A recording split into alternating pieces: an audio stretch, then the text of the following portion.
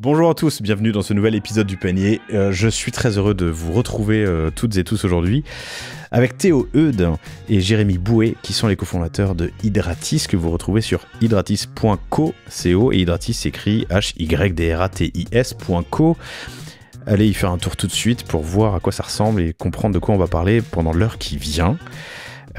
Hydratis, c'est quoi ? C'est une solution pour multiplier l'hydratation du corps de l'intérieur. Alors dit comme ça, je suis sûr que vous le direz mieux que moi, mais en gros c'est une petite pastille effervescente. Donc c'est une pastille à mettre dans l'eau, tout simplement, qui va venir l'enrichir avec des sels minéraux et des oligo-éléments. Et ça permet au corps d'absorber plus rapidement et plus efficacement l'eau quand on en a le plus besoin. Il suffit pas plus de boire ? Non, c'est pas de plus boire, pardon. Alors en tout cas, il faut boire normalement, ouais. c'est super important. Mais en fait, Hydratis va venir là où on en a le plus besoin. Donc dans des situations, par exemple, comme dans le sport, lors de périodes de canicule.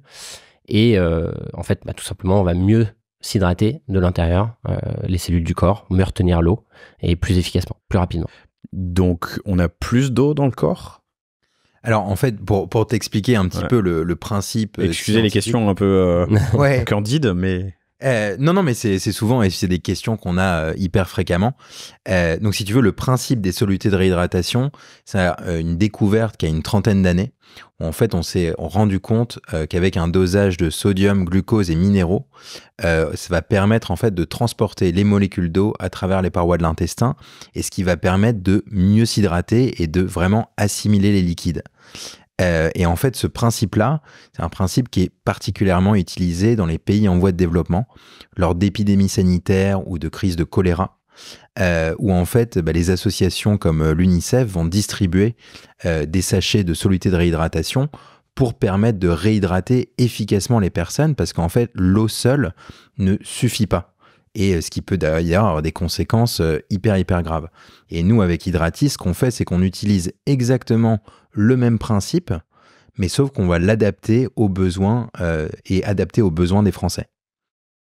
Est-ce que, dit avec mes mots et pour être sûr de bien comprendre, ça veut dire plus d'efficacité dans le fait de boire ? Si j'ai une jauge à 100, parce que mon corps il peut pas absorber autant d'eau que je veux, si j'ai une jauge par exemple à 100, boire avec des pastilles Hydratis versus boire sans pastilles Hydratis remplit mieux mon corps d'eau et fait mieux circuler l'eau dans le corps ?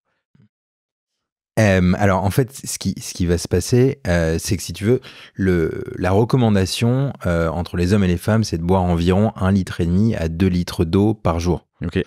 Et l'idéal, c'est vraiment de boire de l'eau tout au long de la journée, d'avoir une alimentation variée, équilibrée, qui va contenir aussi des vitamines et des minéraux. Dans tous les cas où en fait vous n'avez pas bu assez d'eau pendant votre journée, ou vous êtes face à une situation où vous avez un besoin en hydratation qui est accru, donc comme disait Jérémy par exemple, lors d'un effort physique, ça peut être moins sexy, mais lors d'une diarrhée par exemple, ça va accentuer la déshydratation. Il peut y avoir, après une consommation d'alcool, je perds mes mots. C'est parce qu'il boit pas, c'est pour ça il n'a pas l'habitude. C'est ça, il n'a pas l'habitude. Et en fait, dans toutes ces situations, on va avoir un besoin accru qui n'est pas en fait accompli par ce qu'on fait naturellement. Et dans toutes ces situations, on va pouvoir aller le compléter justement avec une pastille Hydratis pour se réhydrater efficacement, parce qu'on ne peut pas se dire en fin de journée, je vais boire 1,5 litre ou 2 litres d'eau d'un coup, ça ne fonctionne pas. Ça fonctionne pas. Ça fonctionne pas. Donc c'est là où les pastilles vont avoir une vraie utilité pour se réhydrater. Ok, hyper intéressant. Vous êtes lancé en 2019, vous vous êtes rencontrés en Australie. C'est ça, hein, je ne dis pas de bêtises, en Australie au cours d'une balade dans un coin un peu chaud où vous étiez mal équipé, vous me raconterez, pour lancer un peu plus tard en 2019, en août 2019, vous faites 160 000 € l'année 1, 400 000 l'année 2, 1,6 million l'année 3, x 4, 4 millions cette année, la 4e année, donc 1 x 3, x 2,5, 3. Vous continuez, vous espérez en tout cas continuer cette belle croissance qui s'apparente à de l'hypercroissance, surtout que vous êtes autofinancé et pas très nombreux dans la boîte, donc j'imagine qu'il y a pas mal d'efficacité dans les ops au quotidien. Ça fait partie des sujets que j'aimerais aborder avec vous, justement l'enjeu de cette croissance. Où est-ce que ça fait mal, où est-ce qu'on trouve de l'accélération, qu'est-ce qui est le plus dur, passer de 400 à 1,6 million ou d'1,6 million à 4 millions. Je creuserai. Vous êtes distribué en pharma principalement, et surtout vous avez commencé par ça, et c'est marrant parce qu'on enregistre courant novembre, je sais pas quand l'épisode sort, mais est sorti il y a quelques jours l'épisode avec Edouard Fornas de Nutri & Co, que je vous recommande, chères auditrices, chers auditeurs, où l'un des apprentissages, c'est que lui a commencé sur Amazon pour aller vite. Vous avez fait le chemin inverse, vous avez commencé en retail physique, en pharma, pour ensuite aller vers d'autres canaux qui sont le D2C et Amazon. Vous me raconterez pourquoi et comment. Je me suis noté un sujet aussi qui était intéressant, c'était la maturité des marchés. Vous lancez à l'international au UK, vous me parliez des États-Unis, où vous n'êtes pas encore présent, je crois. Non. Ok.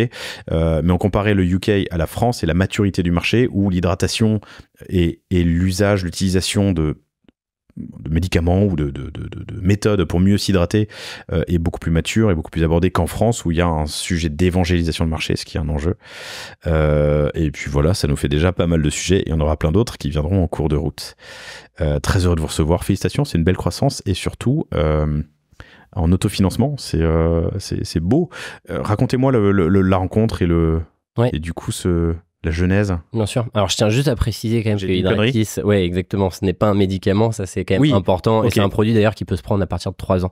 Okay. Donc, c'est pour toute la famille.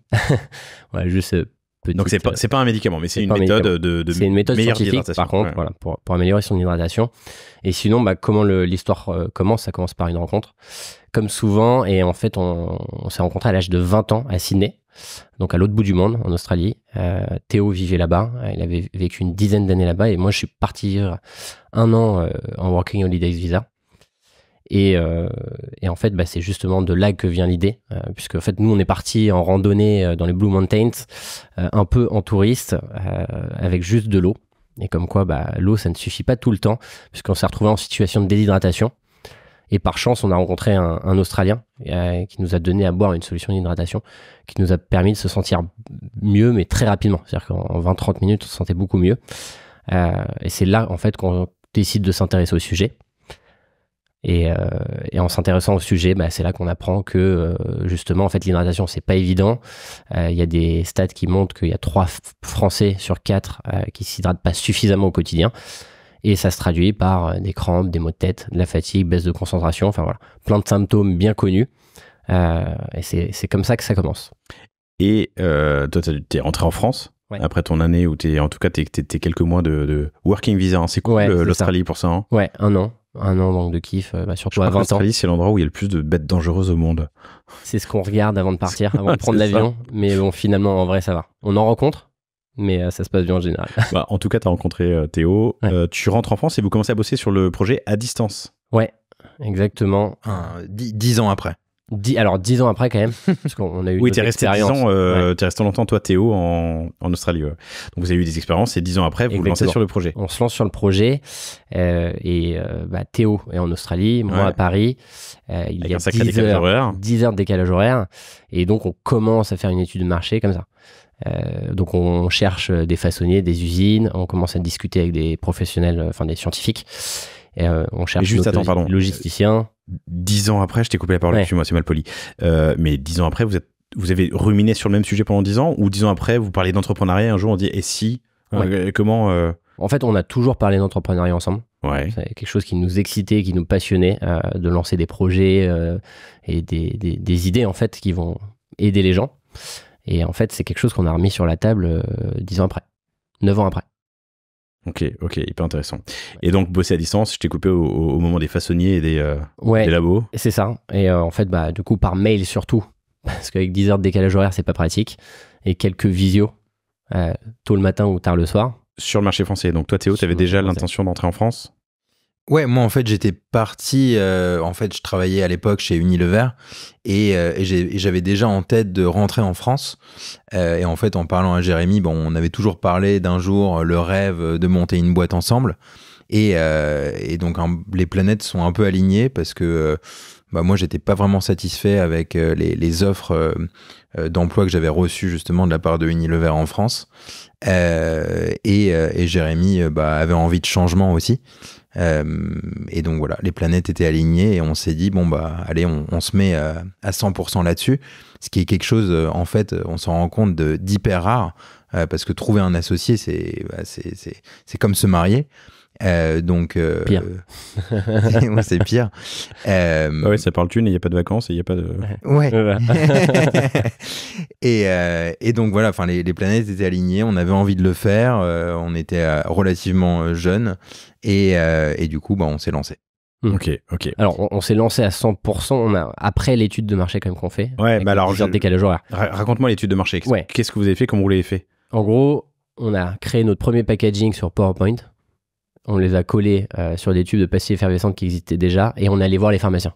Enfin, donc, en ouais, je l'ai pas dit, chers auditrices, chers auditeurs, mais c'est un tube qui ressemble à des tubes de d'UPSA vitamine C ou donc plastique avec ce bouchon. Il y a un nom pour cette galénique? Tube de pastille effervescente. Tube de pastille effervescente, tout simplement. Plus long, puisque ça contient 20 plastiques, les trucs que j'ai l'habitude de voir. Donc vous avez pris un tube existant, Exactement. vous avez créé un truc sur PowerPoint, vous l'avez collé dessus et vous êtes allé voir des pharmaciens. Voilà. Combien de pharmaciens? Une 50aine. Et pourquoi des pharmaciens d'ailleurs? Alors pour nous, en fait, c'était super important justement d'avoir le conseil du pharmacien. Encore une fois, on parle d'un produit qui n'existait pas en France, d'un nouveau marché, et il y a quand même une partie science et santé super importante. Donc pour nous, il fallait que ça passe par le pharmacien et par les pharmacies, sachant qu'à l'époque, il y avait 22 000 pharmacies. Donc un très beau marché aussi quand même à prendre. On est à 20 000 aujourd'hui, c'est ça? 20 000 aujourd'hui, ouais. En l'espace de 4 ans. En l'espace de 4 ans. Mais bon, c'est des pharmacies aussi qui grossissent, qui se spécialisent. Et qui prennent des zones de chalandise de plus en plus larges, ça s'entend. Et puis, je pense qu'il y a aussi un côté baby boom de pharmaciens qui passent à la retraite. Tout à fait, ouais. Bon, c'est un autre sujet. Il y a un cycle. Donc voilà. Petite parenthèse et spoiler, vous êtes aujourd'hui présent dans 3000 pharmacies sur les 20 000 qui en France, donc c'est 15% du... Un peu plus de 3000, ouais. Ouais, je te laisse reprendre. Test pharmacie, une 50aine de pharmaciens, avec des boîtes et vos impressions d'étiquettes. Ouais. Exactement. Et tu leur demandes quoi? Bah en fait, c'est simple. Au début, on n'a que des questions. On n'a aucune réponse parce qu'on ne connaît pas le marché de la pharma. Donc, on demande à quel prix ils sont prêts à l'acheter, quelle marge ils cherchent, à quel prix ils pensent pouvoir vendre un produit comme ça. Et petit à petit, en fait, on construit notre offre, notre argumentaire et on commence à parler le discours du pharmacien. Et quand on a senti que c'était bon, qu'on pouvait y aller, là, on a décidé de tout... arrêter nos activités respectives et de lancer le projet à 100%. Combien d'allers-retours chez ces pharmaciens? Parce que tu les testes une première fois, tu poses des questions. Bah, il y avait déjà des produits en rayon qui permettaient de mieux s'hydrater?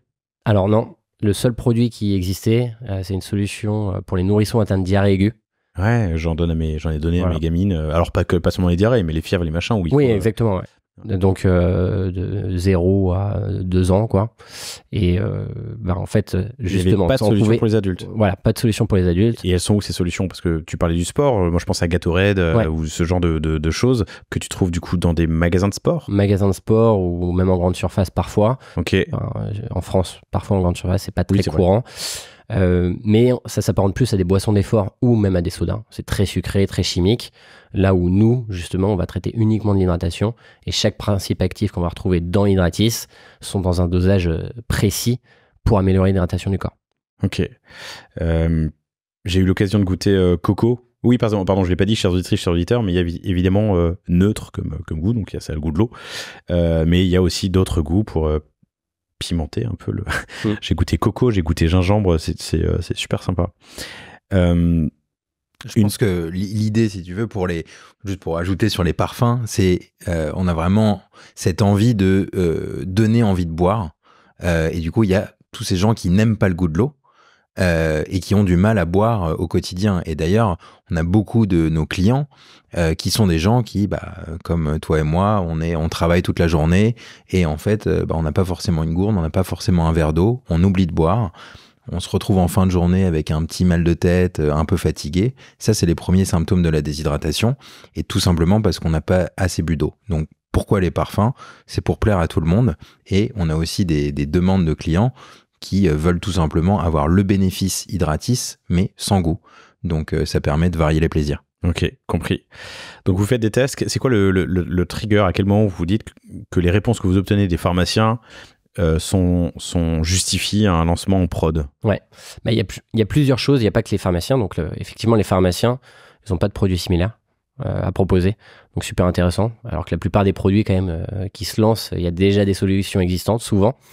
Et l'autre chose, c'est que la problématique, elle est énorme. Il y a beaucoup de gens concernés par le problème de l'hydratation.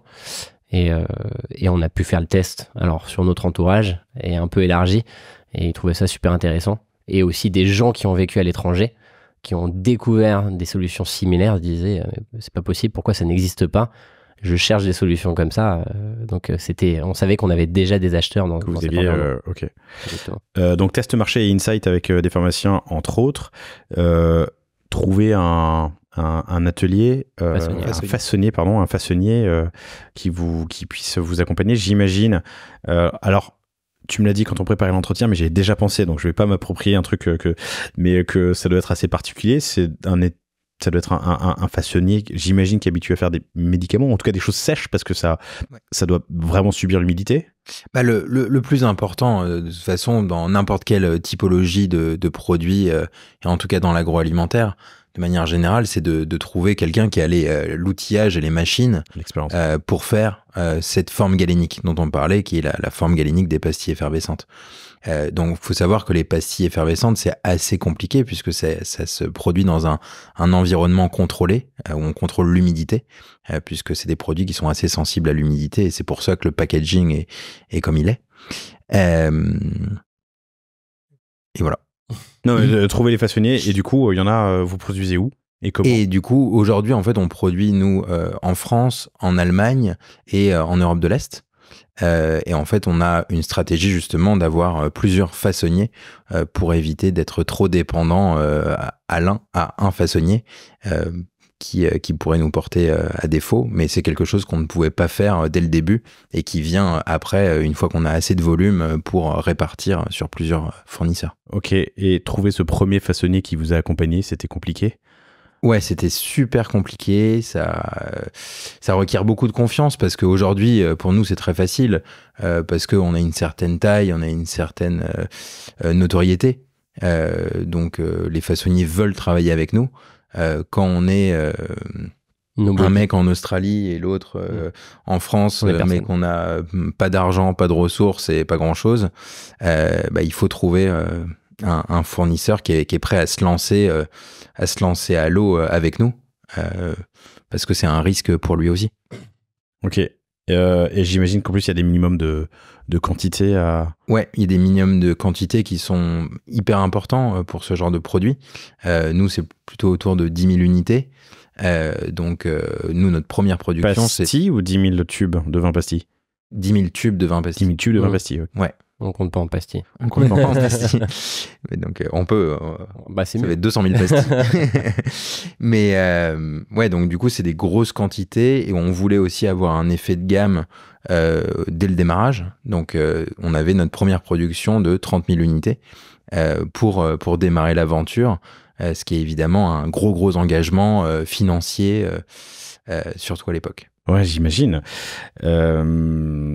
Ok, et c'est le façonnier qui vous aide à créer la formule? Ouais, alors on avait une équipe qu'on a constituée petit à petit parce qu'on a rencontré énormément de gens en fait dans cette partie de développement. Donc on a rencontré des professionnels de santé, des scientifiques, on a rencontré aussi des cabinets réglementaires avec qui on s'est associé, qui ont aussi eux-mêmes des scientifiques, pour développer notre propre formule qui soit vraiment super efficace.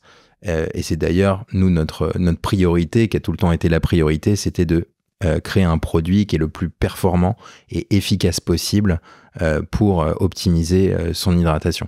Ouais, je pense que c'est important de le souligner, ce n'est pas une marque blanche, c'est bien notre formulation qu'on a développée, parce que c'est assez à la mode ces dernières années de lancer des marques blanches, sous marque blanche. Quoi. Ça arrive. Il y en a eu ici. Ok. La partie réglementaire, elle doit être importante, j'imagine. Qu'est-ce qu'il y a sur ce tube et qu'il faut savoir le tube que j'en mets, pardon, chers auditeurs, d'ailleurs, Hydratis, vous le voyez là sur la vidéo, gingembre. T'en prends celui-là et c'est la dernière version. La dernière version. Le neutre. Qu'est-ce qu'il faut avoir comme tampon pour lancer un produit de grande conso et qui est dans la part pharma? Enfin, je sais pas, on est dans quelle catégorie? Alors, c'est vrai que ça constitue... c'est pas exactement un complément alimentaire, mais ça s'en rapproche. Mais si tu veux, ça fait partie des barrières à l'entrée quand on est sur cette typologie de produit, parce qu'en fait, toutes les allégations, notamment qu'on va avoir pour justement justifier que ça accroît l'absorption d'eau ou ça réduit la fatigue, etc., c'est des allégations qui sont évidemment contrôlées. Et on a de par l'Union européenne, donc maintenant c'est au niveau européen qu'on a ces allégations-là. Et c'est comme ça qu'on formule et qu'on valide un produit de ce type. Et ça coûte combien à développer? Ouais. Quel était le budget global pour lancer Hydratis? Alors, nous, on est parti avec un tout petit budget. On a mis en gros 25 000 € chacun dans le projet. Et après, au-delà de ça, on a pris des emprunts bancaires qui étaient au départ des emprunts personnels. Donc, pour lancer tout le projet, ça a dû nous coûter, je sais pas, en développement plus première production, alors 60-70 000 €. Et quelle part de réglementaire là-dedans et de cabinet d'études qu'il faut payer pour qu'ils fassent les analyses et mettre le tampon ou fassent la validation? Au début, c'est la plus grosse partie, puisque tout le reste, en fait, c'est sur notre travail, quoi. On investit en temps, surtout. Donc, en fait, le budget, justement, au début, c'est pour développer la formulation et lancer la première production. Tout passe là-dedans. Mais la partie réglementaire, on parle de quelques milliers d'euros. Non, le réglementaire, plutôt autour de plus de 30 000 €. Le réglementaire. Donc, donner ça à un cabinet qui va faire les tests, le soumettre, obtenir les tampons. Ok, c'est pas rien, hein. Bon, ça fait partie des barrières à l'entrée, hein, en même temps. Ok. Combien de temps en tout? L'élaboration, trouver le façonnier, élaborer la formule, la faire valider et être prêt à lancer? Quasiment 1 an. Ok. Chères auditrices, chers auditeurs, ça m'est jamais arrivé en 250 épisodes, ou presque, mais ça m'est arrivé, j'ai eu une couille technique. Il s'était passé plein de choses. Un jour, il y a les flics qui sont venus, alors pas les flics, un huissier, pardon, en plus un prestataire, tu vois, il venait chercher des preuves, on a eu hyper peur d'un truc. Bref, et là j'ai donc été interrompu par une carte SD pleine, ce qui m'était jamais arrivé. Jérémy, t'étais en train de me dire qu'avant de vous lancer, vous étiez parti 1 mois en Californie parce que vous saviez que vous n'alliez pas prendre de vacances dans les X années à venir. On savait pas. On savait pas. Et alors on est 4 ans plus tard d'ailleurs, vous avez pris des vacances? Vous arrivez? On voyage en travaillant, disons. Super. C'est déjà pas mal. C'est déjà pas mal. Mais c'est sûr que le concept de full vacances sans ouvrir le portable et regarder les mails, c'est un concept qui est un peu lointain pour nous aujourd'hui. Ouais, je te fais pas dire, mais ça fait 20 ans, je pense. Vous recevez la première commande. On est en fin février, début mars 2020, à 1 semaine du confinement, et vous aviez à ce moment-là une stratégie basée principalement sur le lancement en pharma.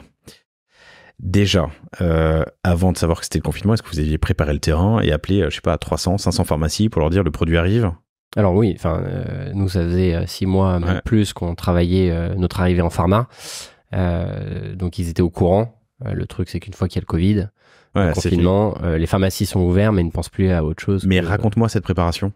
Comment t'as aligné X dizaines ou centaines de pharmacies en leur disant ça y est, le produit arrive? Parce que tu l'avais testé auprès d'une 50aine, donc eux, ils sont faciles à activer. Mais les autres? Là, nous, on allait voir des agents co dès le début, assez rapidement, multicartes. Et donc, au début, on avait peut-être 2-3 contacts qui commençaient à travailler la carte, en fait, tout simplement. Mais on n'a même pas pu vendre vraiment en pharmacie, quoi. En fait, c'est allé trop court. On a reçu le stock, on a commencé à vendre. 15 jours après, il y a l'annonce exceptionnelle qu'on va plus sortir de chez nous. Donc vraiment, là, on s'y attendait pas. C'était pas dans le business plan. Et donc à partir de ce moment-là, on était complètement bloqué. Contraint et forcé de vendre en digital. Ouais. Contraint et forcé de vendre en digital, c'est ça, parce que même je crois on avait 1 ou 2 agents commerciaux et eux ne pouvaient plus rentrer en pharmacie puisque la priorité était la lutte, évidemment. Je sais plus à l'époque. Il n'y avait même pas ça encore. Il y avait même pas ça. Je sais plus ce que c'était, mais il y avait la lutte contre le Covid et c'était impoli de parler d'autre chose que du Covid en fait. Mais même les agents co n'avaient pas officiellement le droit d'aller démarcher les pharmacies. Donc vous vous lancez en digital d'abord et puis j'imagine que viendra rapidement ensuite les pharmacies quand elles rouvrent courant 2020 toujours, hein, c'est ça? Bah alors en fait c'est assez simple. Pendant le confinement, donc effectivement on crée le site internet, on se lance sur Amazon. Alors on n'y connaît rien en digital à l'époque, donc c'est assez pénible pour nous. Mais en parallèle, on continue quand même de dialoguer avec les agents co, avec les pharmacies si on peut, pour en fait prendre la température, et dès qu'on peut commencer à vendre en pharmacie, on le fait en fait. Donc là on était déterminés de toute façon avec 30 000 tubes sur les bras et pas de marché, pas de clients, on était déterminés à proposer le produit le plus vite possible aux pharmaciens. Et donc lancement contraint et forcé sur Amazon et en D2C, vous aviez déjà préparé ou vous apprenez sur le tas à ce moment-là? On apprend sur le tas. Donc très rapidement on se tourne vers Shopify, donc ça a été une très bonne décision. Amazon, on se lance sur Seller et on fait tout nous-mêmes. Donc on essaie d'appeler quelques personnes qui s'y connaissent un peu en digital, qu'on rencontre par téléphone uniquement. Et donc on design le site, on lance le site tout seul et on fait aussi nos premières pubs tout seul sur Meta. Okay. Donc ça nous a bien occupés pendant ce confinement. On s'est pas du tout ennuyé pendant le premier confinement. Ouais, j'imagine. Ouais, vous avez 7 jours sur 7. T'étais rentré? Ouais. Théo? Ouais, moi je suis rentré en août 2019. Après la Californie. Après la Californie. Ouais. Ces premiers apprentissages sont intéressants sur le lancement par vous-même sur Amazon pour la création d'assets pour le paid social et les réseaux sociaux, la création du Shopify que vous faites en interne ou que vous faites faire? Non, en interne. Au début, on fait tout en interne. Vous faites vous-même, ouais. Je pense qu'on avait ce côté aussi, on avait juste pas de moyens. Donc en fait, l'idée même de prendre des freelances ou des agences nous paraissait vraiment très très lointaine. Et ça nous force à apprendre des choses, à devenir du jour au lendemain de web développeur, graphiste, spécialiste en ads, spécialiste en Amazon. Évidemment, on est spécialiste de rien du tout, mais ça te contraint à apprendre des choses. Et après, quand on a pu justement parler à des freelances et des agences, ça nous permettait aussi de dialoguer avec eux d'une manière où on n'était pas complètement perdu. Ok, intéressant. Quelqu'un me disait sur ce podcast qu'il ne faut outsourcer que ce que tu maîtrises, en gros. Pas outsourcer des choses que tu ne maîtrises ou ne comprends pas. Il faut tout comprendre. Évidemment, ça me semble assez évident, mais c'est bien de le rappeler. Vous avez fait 160 000 € la première année, puis 400 000 la deuxième, 1,6 million la troisième. Vous visez 4 millions cette année. Vous êtes sur une année On va faire 4 millions. Vous allez finir en décembre. Ouais. Ok, donc tu le sais. Donc potentiellement plus, si tu es sûr de toi. On espère, ouais. On espère. Ça s'apparente à l'hypercroissance, surtout que c'est en autofinancement. C'est quoi, et on l'aborde jamais sur le podcast, c'est quoi les difficultés de cette croissance hyper rapide? Je pense que d'un point de vue trésorerie, puisque c'est évidemment ce qu'on va s'imaginer très rapidement, les problématiques de trésorerie, je pense, c'était plutôt les premières années et c'était aussi la difficulté aussi de pas se payer, parce qu'en fait on se payait pas pendant plus d'1 an et demi, quasiment 2 ans, ou 2 ans. Et ça, psychologiquement, quand tu travailles d'arrache-pied et que tu gagnes pas 1 euro, psychologiquement c'est vraiment pas facile. Et une fois qu'on arrive en fait jusque l'année dernière où on fait 1,6 million, là on peut commencer à se payer, on peut commencer à recruter un petit peu nos premiers éléments, on peut aussi travailler avec davantage d'agences. Donc en fait déjà on rentre dans un autre monde qui est beaucoup plus agréable. Mais donc c'est de financer cette croissance qui est compliquée. Tu payes tes labos à quelle échéance? Au départ, c'est là où c'est encore plus difficile, c'est que tu les payes à la commande. Tes façonniers, tu les payes à la commande jusqu'au moment où tu fais un peu de volume, il y a un peu de confiance qui s'installe. Et en plus, les pharmaciens en général, eux, ils te règlent à 30 jours. Ouais. Donc ce qui est pas horrible, connaissant le marché. Mais du coup, ça va créer des challenges de trésorerie assez importants. Surtout on dit aussi sur Amazon. Enfin, on dit aussi en tout cas, c'est un paiement immédiat évidemment. C'est immédiat, la commande. Ouais. Donc au début, on le faisait au jour le jour.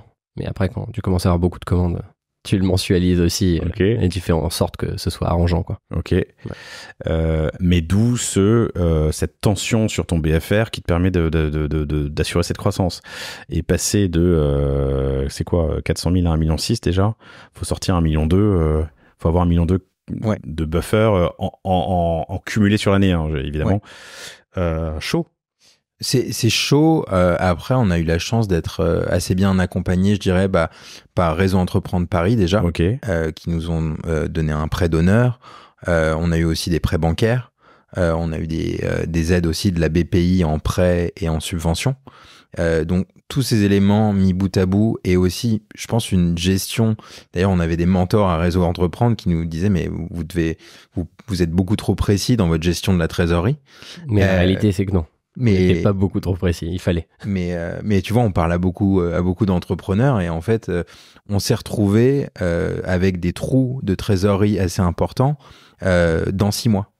Et donc, si tu veux, on savait que dans 6 mois, on était potentiellement mort. Mais on avait 6 mois pour réagir. On n'était pas en train de se dire « Ah, la semaine prochaine, on est mort ». Donc, en fait, ça nous a donné le temps à chaque fois de nous retourner et de pouvoir gérer la situation à venir. Et alors, quelles sont les solutions ? Les solutions. Sans lever, enfin, c'est de la dette, c'est quoi ? C'est de changer tes délais de paiement avec tes fournisseurs ? C'est une combinaison de tout. C'est de la dette, ça va être OK, les dépenses, qu'est-ce que je peux enlever comme dépenses ? Le chiffre d'affaires, qu'est-ce que je peux aller chercher comme chiffre d'affaires en plus ? Tout de suite. C'est ça, mes délais de paiement, comment je fais pour gérer mes délais de paiement sur des paiements qui sont importants ? Je vais aller voir la banque aussi pour qui me donne des facilités de paiement. Donc en fait, tout ça combiné fait que OK, c'est bon, dans 6 mois, on n'est finalement pas mort.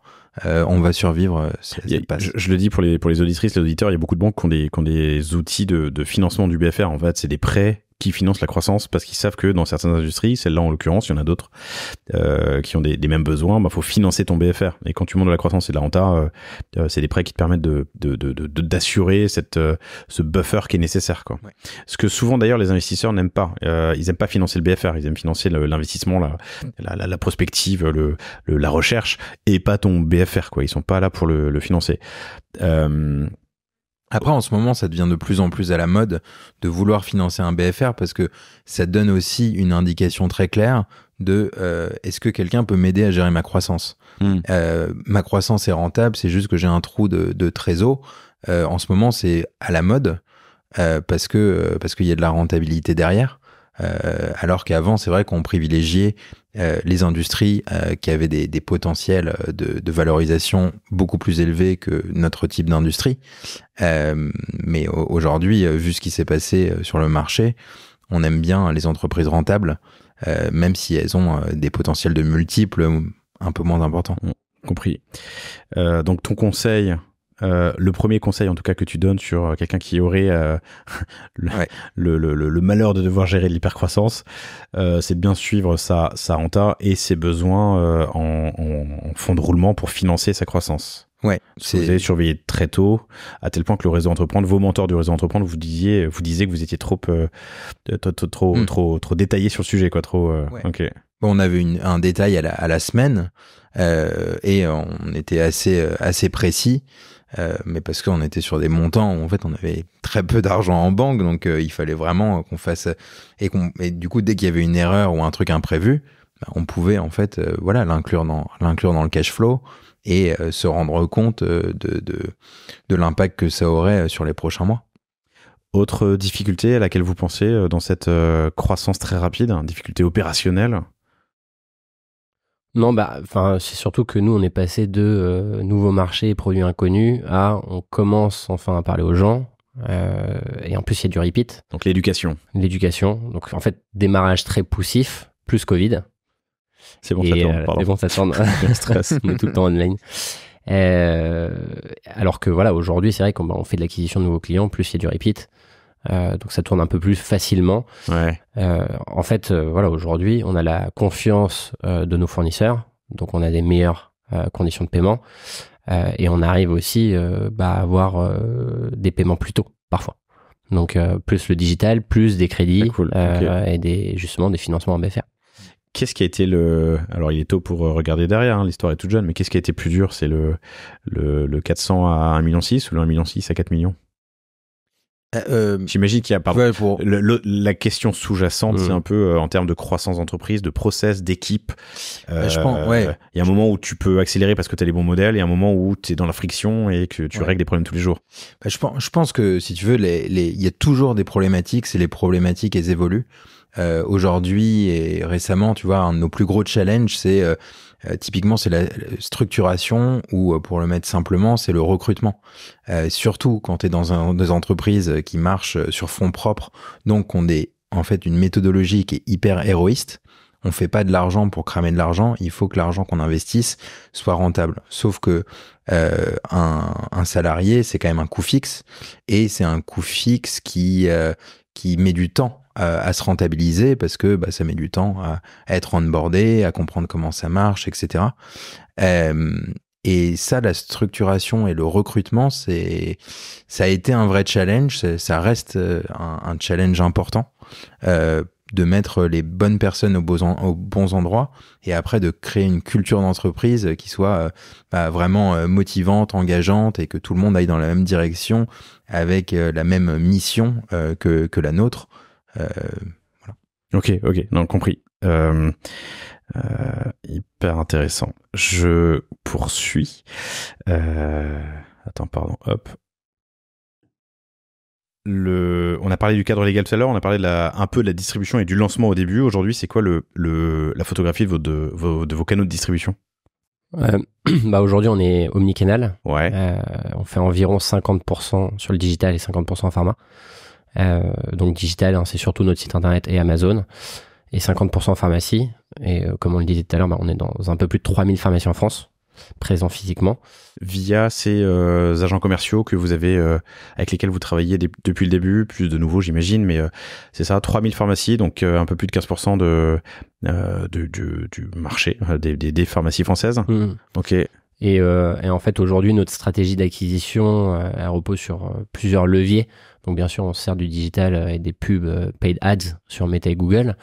C'est là-dessus qu'on sait connaître et qu'on sensibilise les gens à l'hydratation et comment marche notre produit. Et puis après, on va voir les pharmacies, où en fait, le pharmacien est prescripteur. Donc, il va vraiment venir conseiller Hydratis selon les besoins et la typologie de personnes, en fait, tout simplement. Ok. Donc, comment se fait l'animation de ce réseau de pharmaciens?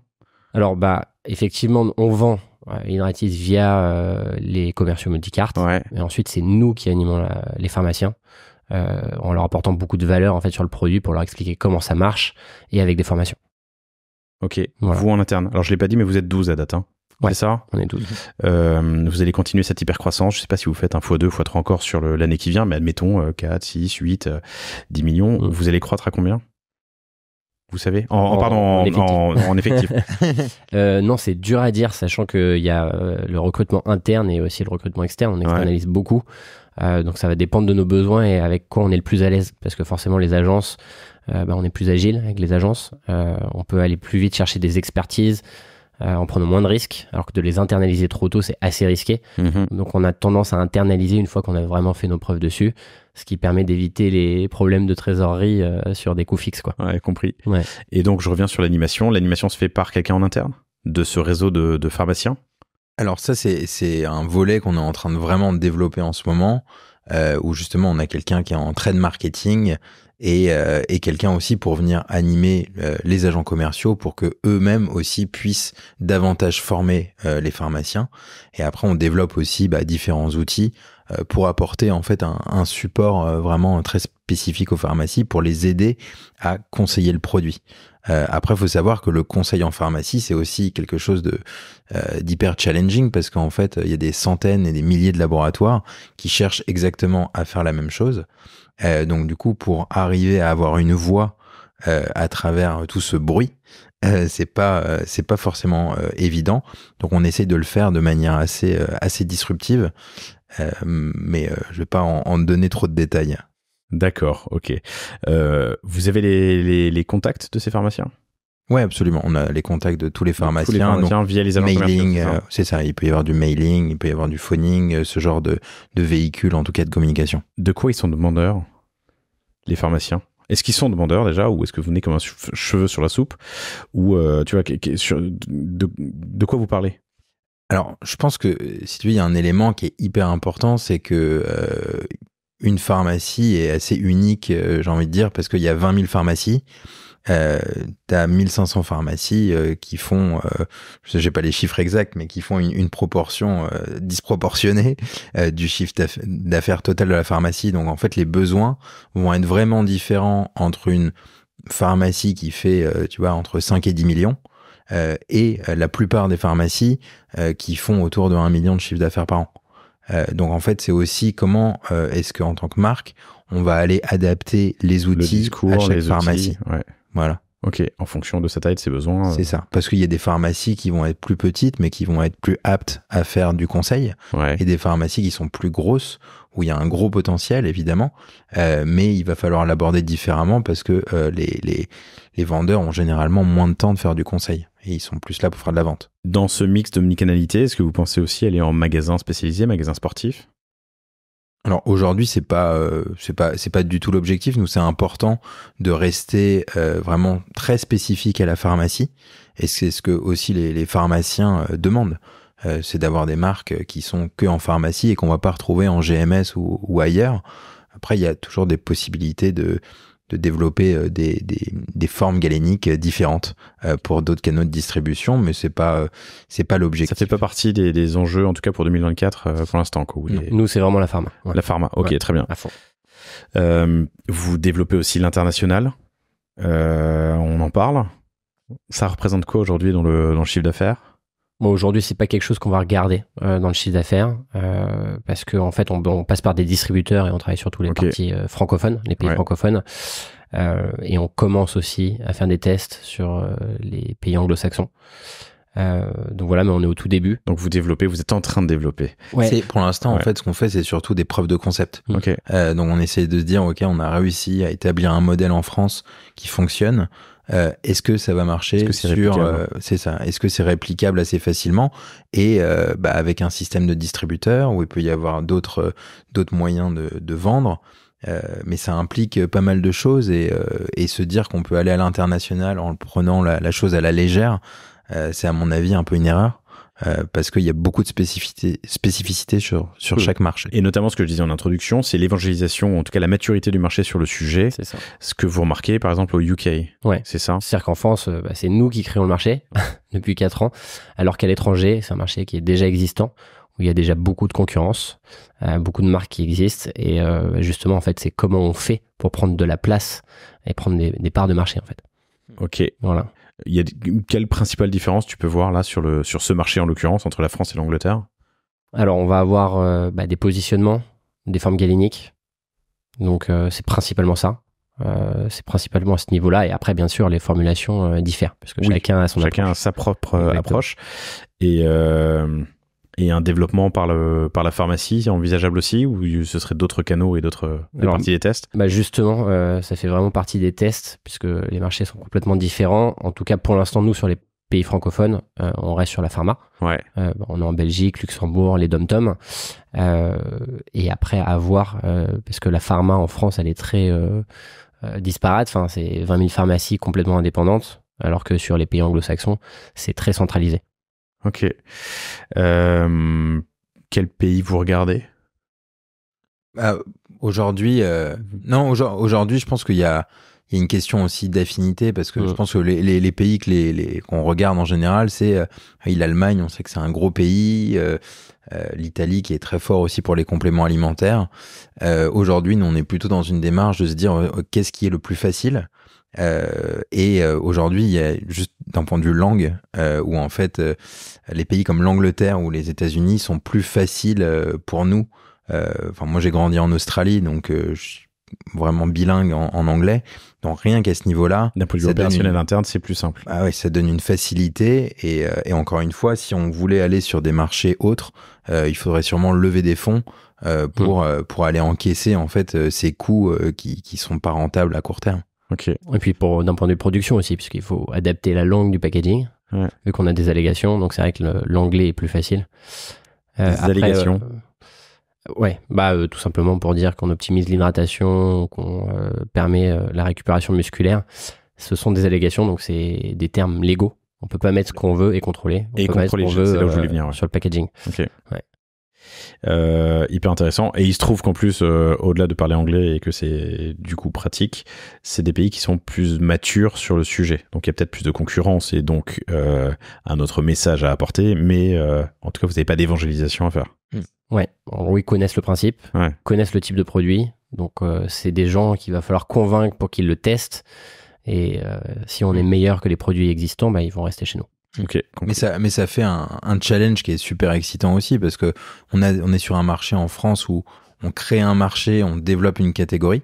Comme tu dis, on évangélise un marché par rapport à j'essaie de trouver ma place dans un marché, de voler des parts de marché à des concurrents qui donnent en fait un aspect, un démarrage, compétition et un challenge qui est différent et qu'il faut aborder aussi différemment, donc c'est assez fun. Ok. J'aimerais parler pour finir de marketing, d'activation et d'acquisition. Il y a du haut de funnel et du bas de funnel. J'aimerais parler de rebuy aussi, parce que vous êtes sur un produit... c'est quoi la conso moyenne d'ailleurs? Les gens se consomment 1, 2, 3 pastilles par jour, ça varie, par semaine, c'est quoi mais ça peut aller d'un tube par mois sur une consommation régulière et moyenne. Hein, donc il y en a qui consomment beaucoup plus.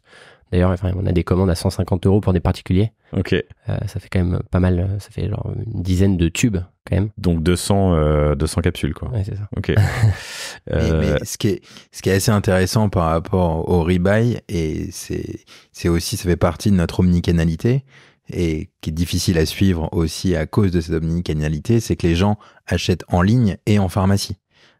Et d'ailleurs, c'est un peu là où je veux vous amener sur le rebuy, c'est comment est-ce que tu gères ton CRM avec un consommateur que tu as sur ton site, que tu as un peu moins sur Amazon et que tu n'as pas du tout quand il est en pharma. En fait, tout est complémentaire. Ouais. C'est vrai qu'on peut pas le mesurer par rapport à la pharma, non plus par rapport à Amazon, parce que c'est quand même une. Mais tu essaies de le capter d'une manière ou d'une autre. Alors j'ai testé tout à l'heure, il y a un QR code sur qui nous amène sur Instagram. Ouais. Comment est-ce que tu arrives à me capter moi ou comment est-ce que tu essayes ou quelles sont les tentatives? Et je sais qu'il faut faire, on peut pas tout faire évidemment, surtout sur Amazon. Et quelles sont les manières que tu as de m'en baser quelque part? En fait, tout simplement en questionnant nos consommateurs sur le site. Okay. C'est là qu'on se rend compte que en général, ils peuvent nous découvrir en pharmacie et venir acheter sur le site. Ça, en termes de parcours d'achat, vous le constatez? Ouais. Donc, alors, par contre, c'est quali. Il faut vraiment les appeler. Mais on cherche. Ouais, vas-y, pardon. On cherche pas, parce que tu disais en basé, on cherche pas qu'un client digital reste sur le digital. D'ailleurs, on va même faire des newsletters parfois sur nos clients digitaux pour leur dire d'aller en pharmacie. Donc vraiment d'arriver à faire que les vases communiquent entre eux. Et en fait, c'est plus une question de est-ce que j'ai besoin du produit tout de suite? Va en pharmacie, va le chercher en pharmacie. Si j'ai besoin de faire un stock pour chez moi, il va peut-être préférer aller le faire en ligne. En fait, selon le besoin d'utilisation, il va aller le chercher sur le canal le plus approprié. J'entends, mais tu as quand même fait un gros effort de création de marque, de lancement de start-up, bref. Pour au final avoir un consommateur qui va aller dans une pharmacie, consommer ton produit sans que tu saches qui, quoi, comment. Ce que je veux dire, c'est que c'est un peu des enjeux de la FMCG aussi et de la grande conso. Tu fais de la publicité pour une marque de dentifrice Oral-B, je sais pas quel groupe c'est, mais je dis ça au hasard. Ou des Kellogg's de Special Car, je sais pas si ça existe encore. Tu fais que du branding. T'as éventuellement ensuite du click to buy pour aller chercher au magasin le plus près de chez toi. Mais en tout cas, t'as une manière d'activer des consommateurs un peu à l'aveugle. Ce que vous avez en plus, c'est que vous vendez en ligne, vous avez aussi Amazon. J'essaie juste de comprendre comment sont faits vos efforts publicitaires. Ouais, on a vraiment une approche 360. Donc Amazon, c'est particulier. Hein, tu fais de la publicité sur Amazon. Mais par contre, notre publicité que l'on fait sur Meta et Google, bien évidemment, ça redirige vers notre site internet. Mais sur notre site internet, on met énormément en avant qu'on est disponible en pharmacie. Et d'ailleurs, très rapidement, tu as accès à une carte des pharmacies où tu peux te géolocaliser et aller dans la pharmacie la plus proche qui a Hydratis. Nous, c'est vraiment de rendre Hydratis en fait accessible le plus facilement possible. Donc, tu as des acheteurs qui sont uniquement sur Amazon et qui utilisent Prime pour être livrés en une journée. Et ensuite, tu as le consommateur qui passe en pharmacie, qui le voit à la pharmacie ou le pharmacien lui recommande et il l'a immédiatement. Ensuite, tu vas avoir des consommateurs, en fait, des clients qui vont venir acheter l'ensemble de la gamme sur notre site bien sûr. En plus grande quantité parce que peut-être que c'est un sportif de haut niveau, peut-être que c'est quelqu'un qui a des problèmes chroniques et donc il a besoin d'une plus grande quantité que peut-être juste un tube. Ok. Bon, t'as quand même 40%, enfin, c'est très bien, pardon, 40% de ton CA ou en tout cas ton volume d'affaires, ton chiffre d'affaires qui est fait sur ton site. Comment est-ce que vous travaillez le CRM sur le site? Bon, on a quel outil, quels principaux apprentissages sur l'emailing et les activations, et puis qu'est-ce que vous faites en cette période? On enregistre fin novembre, c'est la semaine de Black Friday. Ouais. Nous, on a un outil assez connu qui se coupe à Shopify qui s'appelle Klaviyo. C'est assez répandu. Et nous, en fait, on fait des relances selon justement l'usage du produit. Donc, si la personne achète 3 tubes, on va pouvoir le relancer à la bonne période. Et bien évidemment, on active sur des périodes comme le Black Friday assez fortement. Pour nous, c'est une période super importante pour 2 raisons. La première, ça permet en fait à nos clients de les remercier et de se surstocker parce que voilà, forcément, ce sont de belles économies. Et ça nous permet aussi de convertir des clients qui n'ont pas encore passé le cap du premier achat parce qu'en fait, ils savent pas si c'est bon, si ça marche. Donc, ils sont freinés par le prix. Et donc là, ça nous permet d'augmenter notre conversion et on les récupère après. Jusqu'à 30%, je suis sur le site là en live, jusqu'à 30% de remise après 70 € d'achat, c'est ça? C'est ça. Il faut que tu sortes le podcast demain pour que... Non, mais Black Friday sera passé quand il sortira, donc tu peux me dire. Non, tu vas pas me le dire. Il y aura un truc encore plus agressif vendredi ou pas? On est mercredi. Lundi prochain, le post. Super épisode que j'ai fait avec Thomas Pédegaille de Email Club sur la rythmique à avoir sur octobre, novembre, décembre et comment préparer son Black Friday. Vous le préparez depuis longtemps? C'est votre première année? C'est quoi la politique sur les remises? C'est la 2e année. Okay. Et on teste chaque année, on essaie de tester différentes approches, sachant que notre base de données d'email augmente. Et ensuite, au niveau des promotions, enfin nous, c'est vraiment pendant le Black Friday qu'on propose ça. Le reste de l'année, on propose pas de promotion. On n'est pas une marque à faire des promotions tous les mois ou tout au long de l'année. Même si par contre, bien sûr, on a pas mal de nouveautés. Et là, on les propose à nos clients ou aux abonnés à la newsletter. Ok, voilà. Compris. Vous faites aussi du paid search et du paid social. Vous faites aussi du Google Shopping. C'est un produit qui n'est pas un médicament, mais qui est une catégorie complément, santé, bien-être, j'en sais rien. Est-ce que vous avez rencontré des difficultés? Sur Google ou Meta, aucune difficulté. Jamais? Non. Ok. Ouais. Sur Amazon, un petit peu. Pourquoi? Parce qu'il faut juste... Oui, c'est ça, t'es reclassifié et puis il faut juste donner les certifications et puis après au bout d'un moment ça saute, tu sais pas pourquoi et il faut réexpliquer ce que c'est Amazon, etc. Donc c'est juste des allers-retours un peu inutiles de temps en temps, mais rien de grave. Rien de grave. Et toujours en croissance et toujours avec cette optique, cette perspective de faire dans les mêmes multiples dans les années qui viennent, quoi. Ouais. Ok. Il y a une question que je vous ai pas posée tout à l'heure quand on parlait d'international. Il y a un cadre législatif, un cadre légal. Il y a des équivalences. Quand tu obtiens un tampon et qu'on dit que ton produit est apte à la consommation en France, est-ce qu'il est apte à la consommation dans d'autres pays? Comment ça marche? Alors oui, il faut vérifier à chaque fois, pays par pays. De manière générale, sur les pays de l'Union européenne, c'est plus ou moins les mêmes règles. Et notamment, on parlait des allégations. Donc c'est des choses qui vont être contrôlées aussi pays par pays, puisqu'il peut y avoir des différences. Donc concrètement, c'est du cas par cas. Et il faut être accompagné sur chaque pays pour s'assurer qu'on est OK d'un point de vue réglementaire. Et donc à chaque fois, des nouveaux coûts et un nouveau cabinet ou un cabinet qui est en tout cas présent à l'international qui peut vous accompagner. Okay. Oui, c'est ça. L'une des particularités de votre histoire, c'est que vous avez commencé, en tout cas vous avez commencé fort en pharmacie malgré le confinement qui vous a amené vers... décidément vers du digital. Il y a un côté réassurance, j'imagine, du consommateur qui achète en ligne pour lui dire c'est disponible en pharmacie. Ouais, absolument. Je pense que ça joue un rôle. Le fait de dire qu'il peut aller l'acheter en pharmacie, ça joue un rôle de réassurance, c'est sûr. Ouais. Ou l'acheter en ligne, mais en tout cas, il sait que ça existe en pharmacie, donc ça lui dit... ouais. Okay. Et c'est souvent, d'ailleurs... C'est legit, quoi. Ouais, et puis même dans les boutiques de manière générale, dès qu'on j'imagine que tu as eu pas mal de marques qui sont passées par là. Et le fait d'avoir une boutique physique rassure le consommateur, que ce soit pharmacie ou juste le fait d'être physiquement on existe, on n'est pas juste virtuel. Okay. Ça donne de la crédibilité, et puis s'il y a vraiment quelqu'un sceptique, il peut aller voir justement le vendeur ou le pharmacien pour se rassurer, quoi. On est fin 2022, qu'est-ce que vous me racontez fin 2023 ? Pardon, on est fin 2023, qu'est-ce que vous me racontez fin 2024 ? Fin 2024, non, mais je pense que c'est dur à dire parce qu'il y a des challenges qu'on ne connaît tout simplement pas, mais on s'attend à une très forte croissance l'année prochaine. On développe aussi une nouvelle gamme de produits sous la même marque. On a aussi là qui sera sous la même marque, mais sous Hydratis, mais sous un format et un besoin différent. Okay. Gros teasing là. Gros teasing, de savoir. Et on a on continue à vraiment structurer. On essaye de cibler, de au moins doubler le nombre de pharmacies référentes, d'aussi mieux les travailler, d'être un peu plus à l'international, de grandir l'équipe aussi, de se structurer en interne. Donc admettons que vous doubliez, donc on passe de 4 à 8. Vous passez de 12 à combien en staff ? J'imagine de 12 à 20, je dirais. Ok. Gagner de l'efficacité, quoi. Non, enfin, en tout cas, ce qu'on est sûr, on peut pas tout dire maintenant, mais 2024 va être une très forte année.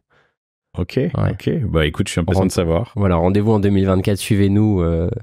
Il y a des grosses updates à venir. Et puis il y a souvent, tu vois, on essaye aussi de sortir souvent des éditions limitées. Là, on vient juste de sortir, par exemple, Hydratis à boire chaud, avec un goût pomme cannelle. Ok. Donc là, évidemment, on est en hiver. Je ne sais pas, cher auditeur, quand tu écoutes le podcast, mais en tout cas, on a des parfums, des goûts à boire chaud pour se réhydrater, justement quand il fait froid, telle une tisane avec des goûts hyper sympas. Cool. Vous viendrez me raconter ça dans un an et on fera le bilan sur l'année, ce sera très cool. Chères auditrices, chers auditeurs, désolé pour le petit souci technique, ça m'était jamais arrivé, il faut un début à tout. Je suis content d'avoir attendu 250 épisodes ou plus pour ça m'arrive, mais désolé que ça vous arrive à vous. Vous retrouvez Théo Eudes, H-E-U-D-E, et Jérémy Bouet, B-O-U-E. Oui, tout simplement. Sur LinkedIn, si vous voulez continuer la conversation, on s'est croisés à des événements business, e-com, notamment One to One à Biarritz, donc très sympa. Je crois que vous sera facile, chers auditeurs, de croiser Jérémy et Théo, mais surtout allez faire un tour sur hydratis.co, hydratis.co, pour voir de quoi on a parlé depuis une heure. Et on se fera un catch-up assez rapidement sur la page produit parce qu'il y a des sujets intéressants sur des tests. J'imagine que vous avez dû mener sur les réductions, le nombre de produits. Il y a encore des tests en cours. Il y a toujours des tests. Il faut toujours tester. Des gros tests. Donc je sais pas sur quelle page tu es du coup. La page. Ah ouais, non, il y en a une autre. Vous viendrez me raconter ça. On se fera un catch-up plus rapidement que prévu. Ouais. Merci à vous. Merci à toi. Et merci à vous, chers auditrices, chers auditeurs. Je vous dis à bientôt. Salut.